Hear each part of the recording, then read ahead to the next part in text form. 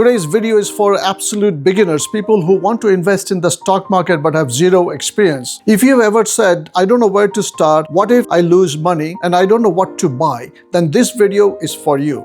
Make sure to hit the like button because it might change your financial future. Why the stock market? Before you start investing in the stock market, you need to know why. The stock market is literally one of the easiest ways for common people to build long-term wealth. You don't need a finance degree. You can get started with whatever you have. The next topic is choose an investment account. Depending on your country, pick one. If you are in USA and want to have a tax-free growth, choose IRA or Roth IRA accounts. You can use any brokerage platforms like Robinhood, Fidelity, Schwab. Just make sure they have zero or low commissions, and they also offer fractional shares. In Canada, for tax-free growth, use TFSA, RRSP or FHSA accounts, and you can use brokerage platforms like Wealthsimple or Questrade. There's a link in the description box below for Wealthsimple. If you use that link to open an account, you will get a free bonus. In India, for Demat trading account, you can use Zerodha, Grow, Dhan, Shunya,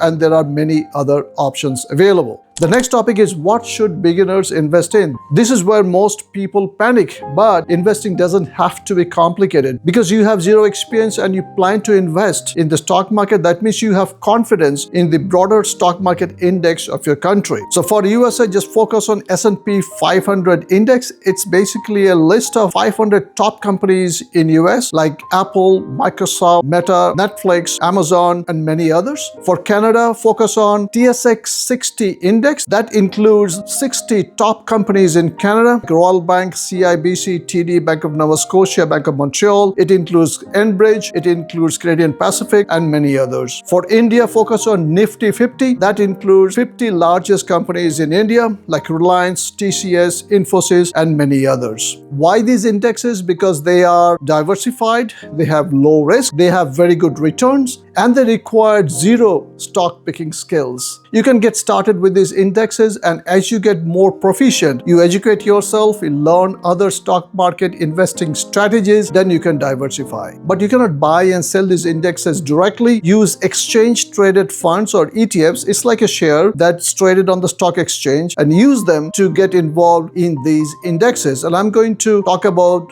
which indexes to buy next. If you're investing in US dollars, popular S&P 500 ETFs are VOO, which is the Vanguard S&P 500 ETF, SPY, Spider S&P 500 ETF, and IVV, iShares Core S&P 500 ETF. The one-year return has been 13.05% and 5-year returns have been 85%. For Canada, the TSX60 index, XIU, which is for iShares, ZIU, which is from Bank of Montreal, and the third one is CNDX from Global X. The past one-year return has been 19.5% and the 5-year return has been 77%. For Indian stock market, there are about 19 ETFs that covers the NIFTY50 index, and I will try to focus only on the top 5. The one-year return has been 8.5%, but the 5-year returns has been 94%. Once you get started with these indexes, educate yourself and learn other stock market investing strategies, and you can diversify later. The next question is, how much should you invest? The simple answer is you can get started with whatever amount of money you have. If you are interested and have money, you can set up recurring deposits for future contributions. Consistency is more important than the market timing. And the final motivation is you do not have to be rich to start investing. You need to invest to get rich. If you found this video helpful,